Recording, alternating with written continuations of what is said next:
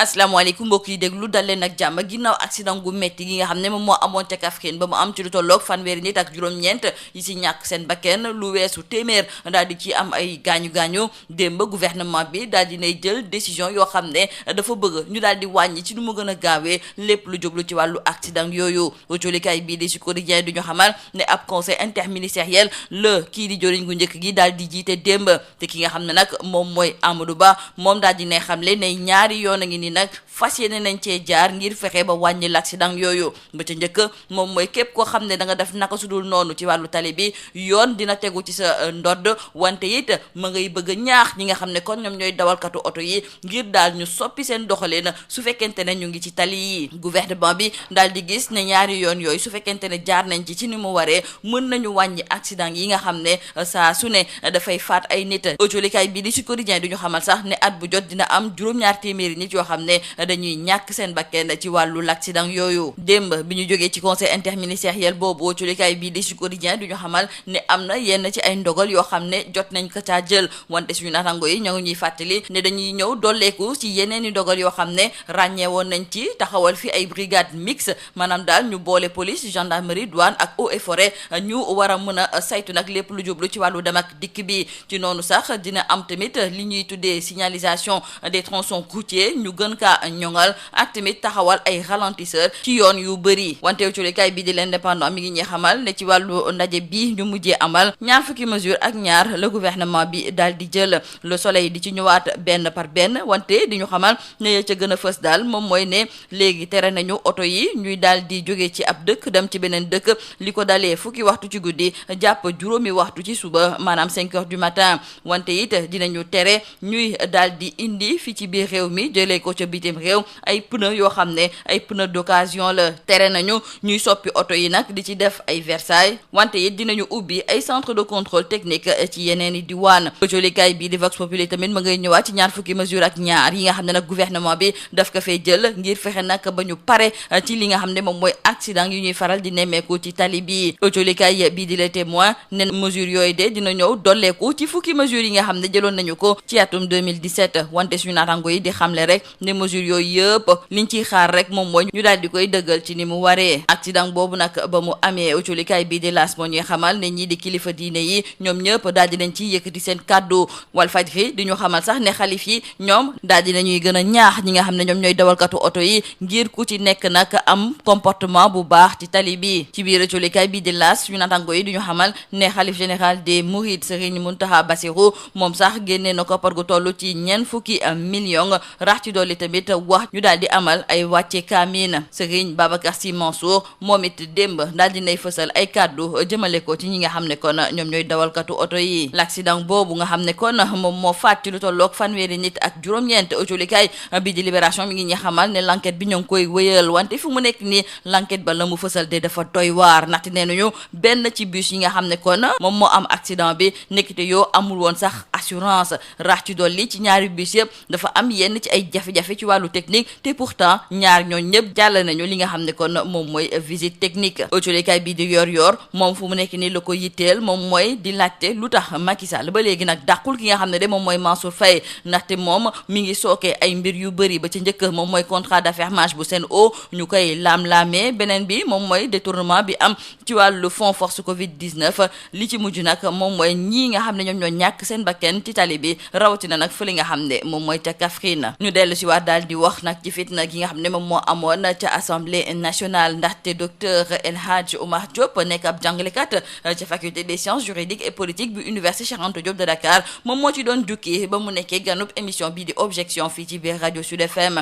moom moomu di El Hadj Oumar Diop autolikaay bii di Sud Quotidien mi taataan ay kàddoom mi ngi ñuy xamal ne daal di day amal ab jàngat jëmale ko nag ci wàll gi ni mel muy xamle ne gulet ñuy nemmeeku fii ci biir réew mi l'opposition bi ak majorité bi daal di xaw a tolloo sax ci nombre de sièges yi nga xam ne moom la ñu am ci assemblée nationale loolu nag moom moo tax ba su fekkente ne ñi am majorité bi tey jii di waa coalition Benno Bokk Yaakaar ñoom jéemu ñoo waxtaan ba juboo ak ñi nga xam ne ñoom ñoo nekk ci l'opposition bi kon kay ay xiiroo ak yi ngaayoo dong de la ñuy faf di nemmeeku foofu nga xam ne moom mooy ci assemblée nationale docteur El Hadj Oumar Diop ba léegi di gis tamit ne ñi ëpp ci ñi nga xam ne tey ji ay député lañu foofu nga xam ne moom mooy ci assemblée nationale ñoom musuñoo nekk député maanaam kon amuñu benn xam-xam ci naka la ñuy taxawee ak tamit naka la ñuy doxalee ci biir assemblée nationale loolu it bokk na ci lii tax nag fitna dafay faral di am ak tamit ñàkk juboo gën cey nemmeeku. ñu jeexale ko ak utulikaay bii di Le Réveil tey jii ma nga ñuy jox ay xibaar ci suñu naataango bii di Pape Alé Niang ñoom ñu ngi ñuy xamal ne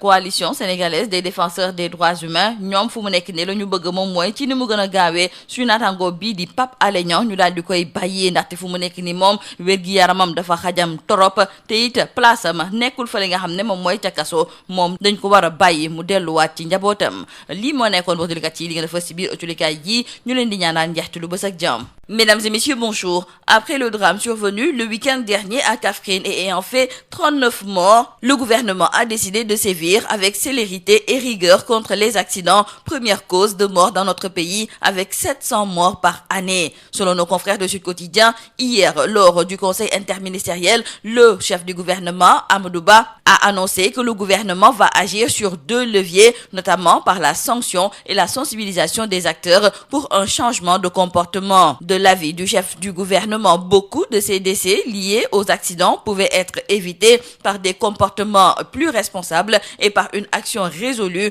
des pouvoirs publics. Le Premier ministre, nous disent toujours nos confrères, a rappelé que la lutte contre l'insécurité routière constitue une priorité de la politique du gouvernement, ce qui est à l'origine d'un certain nombre de mesures comme les brigades mixtes, le contrôle au niveau des différents points indiqués sur les axes et corridors routiers, l'amélioration de la signalisation des tronçons routiers, l'instauration de ralentisseurs et l'aménagement en cours d'aires de stationnement et de repos. Des mesures qui ont certes eu des effets, mais les accidents meurtriers sont toujours là avec leur lot de désolation et leur impact économique et social considérable. Ainsi donc, hier, à l'issue du conseil interministériel, le gouvernement a annoncé des engagements fermes pour une sécurité routière. Le gouvernement sort le gros bâton, titre nos confrères du journal L'Indépendant. Nos confrères du quotidien Le Soleil reviennent également sur ces mesures fortes de l'État après le conseil interministériel sur la sécurité routière et retenons entre autres que les véhicules de transport public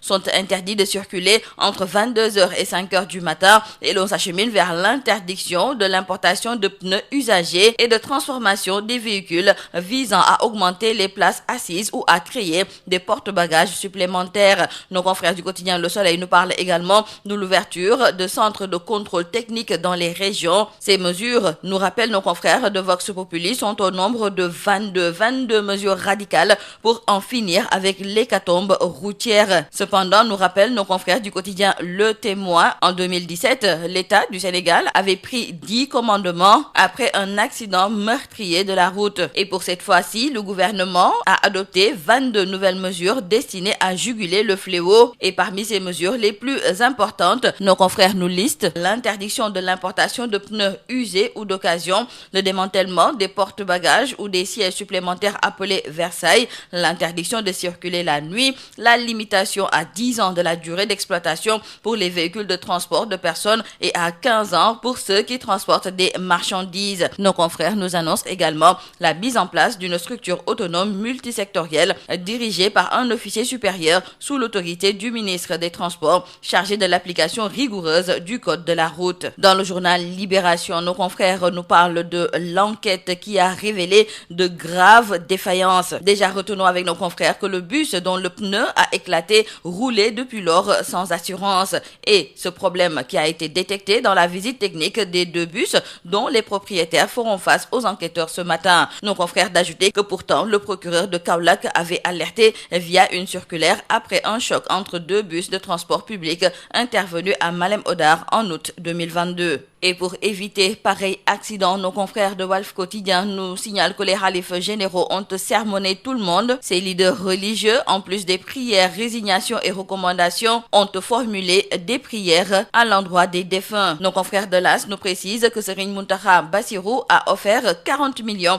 et préconise un récital de Coran. Nos confrères reviennent également sur les fortes recommandations de Serigne Babacar Sy Mansour aux usagers. Et après cet accident de Kaffrine, le le contrat d'affermage à Sen'Eau, mais aussi les détournements du fonds Force Covid-19, nos confrères de Yoor se demandent qu'attend le chef de l'État Macky Sall pour virer Mansour Faye. Et l'on reparle de l'instabilité qui est notée dans le Parlement. Nos confrères du journal Sud Quotidien reviennent sur les propos du docteur El Hadj Oumar Diop. Il est enseignant-chercheur à la faculté des sciences juridiques et politiques de l'université Cheikh Anta Diop de Dakar. Il était l'invité de l'émission Objection de dimanche dernier et il est revenu sur les causes liées à l'instabilité notée dans le Parlement sénégalais au lendemain des élections législatives du 31 juillet 2022. D'abord, il pointe le mode de fonctionnement qu'il y avait dans le Parlement et qui a radicalement changé. Car pour la première fois dans l'histoire politique du Sénégal, l'opposition et la majorité étaient pratiquement au coude à coude à la sortie de ces élections. Donc l'ancienne majorité qui est restée majoritaire, la coalition Benno Bokk Yakaar, devrait apprendre non seulement à dialoguer, mais également à négocier sur certains dossiers essentiels, a rappelé le docteur El Hadj Oumar Diop. Et toujours selon l'enseignant-chercheur à la faculté des sciences juridiques et politiques à l'UCAD, quand on est majoritaire, on a une majorité écrasante, on impose sa loi à partir du moment où on est dans une logique de majorité relative. Le mode de fonctionnement ne devrait pas être la même. Ensuite, il trouve que sur le plan sociologique, quand on analyse les députés, on se rend compte que plus de 80% de la représentation parlementaire aujourd'hui n'avait pas d'expérience parlementaire, n'avait pas d'expérience institutionnelle et cela peut jouer dans les rapports entre la majorité et l'opposition au sein du Parlement. Donc, à en croire le docteur Diop, ces affrontements, ces insultes, une dame qui a été battue à l'Assemblée nationale, tout ça peut se ranger dans cette forme d'inexpérience eu égard au processus de renouvellement de la classe politique que nous sommes en train d'assister. Et nous terminons par nos confrères du journal Le Réveil qui nous donne des nouvelles de notre confrère Pape Alé Niang. Selon ce quotidien, la vie du journaliste serait en danger. Et c'est la coalition sénégalaise des défenseurs des droits humains qui exige sa libération immédiate. C'est tout à vos journaux et très bonne lecture.